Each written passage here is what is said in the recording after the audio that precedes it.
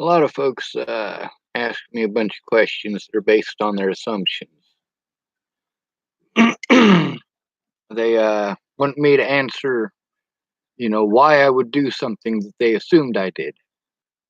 Well, instead of assuming I did, maybe you should start with asking me if I did. Um, there's a lot of people I love and care about, a lot that I'm really pissed off at right now. Like Miss Jerry, I love her and her kids. I love Miss Jamie and her son. I love Lana. I love Amanda. Several Amandas, actually. Sam Wilkins, I miss the hell out of him. Brandon Jepson, I love him.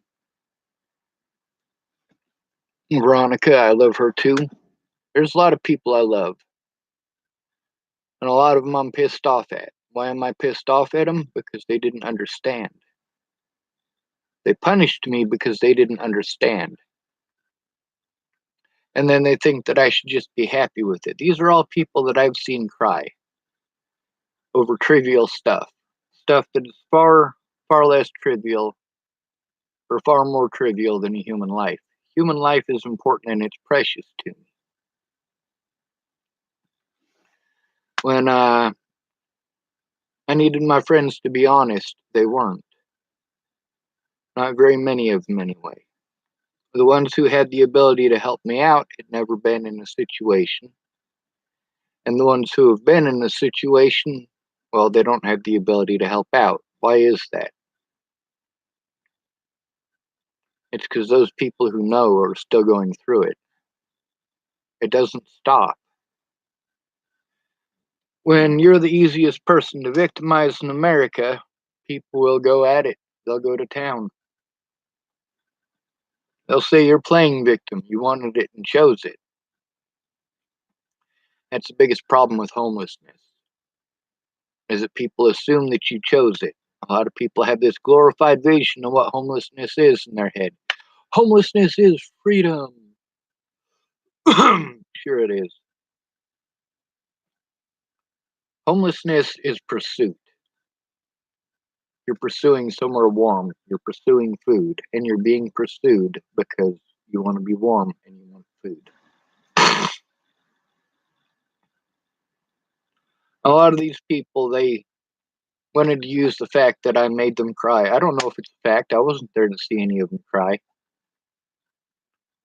But I'm a bad person because they cried. Meanwhile, it doesn't register to them that I cried. I'm not allowed because I have a penis. Being a male is not acceptable. A male is not allowed to have any emotions or express any emotions unless it's anger, and then only in specific cases. We teach our children in a very disgusting manner. So many of the young women that I know, they're taught that their genitalia will get them somewhere in life. And they're right. I do see where it gets them in their lives. So many of the young men that I know, they're taught that violence will get them somewhere in their life. And they're right. That violence does get them somewhere in their life. Some people get away with it. If you're good looking and violent, you'll probably get away with it. You can go beat up dorks all day long and get away with it. Meanwhile, one of them dorks decides just this once he's not going to cover up and he's going to beat the holy hell out of you. And you go whining to your mama now, don't you? Because you're not as pretty as you were yesterday.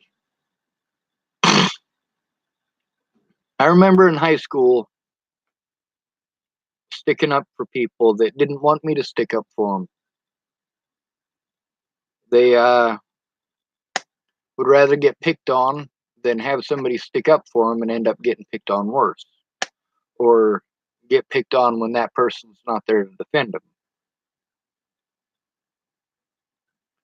I exposed a lot of predators, and I don't mind exposing more. Doing the right thing because it's the right thing to do isn't a rocket science. Being good to people and treating them how you want to be treated is not a rocket science. Realizing somebody doesn't have the same resources that you have, that's not rocket science. what happened to me and what happened to Natalie Bollinger. These all come from a system that is created by you guys turning a blind eye. I'm too busy, I'm too busy, I'm too busy. Well, you got so busy that now these things are things that your children are stuck with. Does it bother you at all that this is the world you're passing on to your children? That we're teaching the same things in schools that Nazis taught back in the 1930s and 40s? That we're accepting things as mainstream and everyday that we still show on the History Channel that we're mad at Nazis for doing. We do them to our own citizens. You call somebody mentally ill and it makes it okay to do whatever you want to them. Now, on paper, it's different. On paper, because somebody is mentally ill, they're supposed to have help available to them. That help is not available to them. Or it's available to them for only a short time, or it's available to them only in short quantities, or there are stipulations that make it impossible for them to get those resources. What the police in Boulder did on January 6th, that made it so that neither I nor Natalie's family got any rest. Because they're not willing to come forward and be honest. Because they lied to me outright and prevented me from being allowed to have a proper day in court. And they had a lot of help with that. A lot of help. I have no choice except to defend myself here and on Facebook. And however I have to go, whatever route I have to take in order to keep my voice going so that people can possibly hear it and possibly grow the gonaticals to do something about it, I'll do whatever it takes. As long as it's not physically harming other human beings. What happened to me was wrong. What happened to Natalie was wrong. We should have been allowed, both of us should have been allowed a day in court. Both of us should have been allowed to make a report, but only one of us was. Which one was that? The pretty one. I do believe that Natalie's family had something to do with her death. Wholeheartedly. After the BS that they pulled with literally hundreds of other people on the internet to harass me, threaten me, and assault me wherever I went, and my friends wherever I went. Yeah, I didn't deserve to be treated like that. I didn't. Neither did my friends. What the Boulder police did, and what they did at Clearview, was to prevent me from making a report against the Boulder Police Department. That's all they were doing. I shouldn't have had to break the law in August. They should have taken a look at that evidence all the way back in January.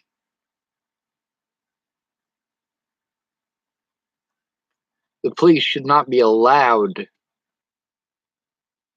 to do what it is that they did to me. If I'm walking in with a backpack full of evidence, I need you to take a look at it. If I'm being assaulted in Boulder County, then you, as a Boulder County officer, should take my statement about that.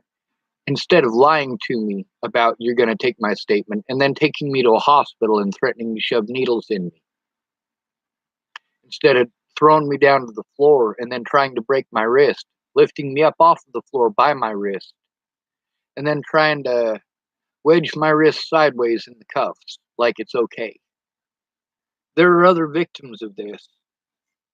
Go to Boulder Rights Watch on Facebook. There are other victims in there who have had to go through the same cuffs treatment. There's a lot of people in there with blonde-haired, blue-eyed children under the age of 6 who had their kids taken. When I talk about human trafficking, I'm not talking about some boozer loser out at a truck stop. I'm talking about the government doing this to its own citizens. Putting homeless people in jail to collect revenue from people who are broke. A lot of revenue.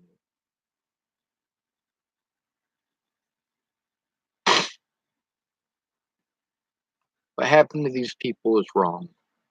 They should never had to endure that. Natalie's family shouldn't have had to go through that, and I shouldn't have had to go through that. But you know what? I'm not going to stop speaking out against Natalie's family because, they could have, even to this day, they could have come forward and been honest, and they chose not to. The police across the state of Colorado took part in this. So, there's something a lot of y'all aren't paying attention to. When you're accused of something, but you're not allowed a day in court, when the media goes out of their way to paint you in a certain way and you're not allowed to defend yourself in the media, it's just punishment. Nonstop punishment because people only get to see one side of it. Body cameras need to be required at all times by officers. No officer should be on the street without a body camera, and if they refuse to wear one, they should be locked up. I don't mean they should be fired. I mean literally they should be locked up. If you are an officer who refuses to wear a body camera, you're up to no good, and that's as simple as it is.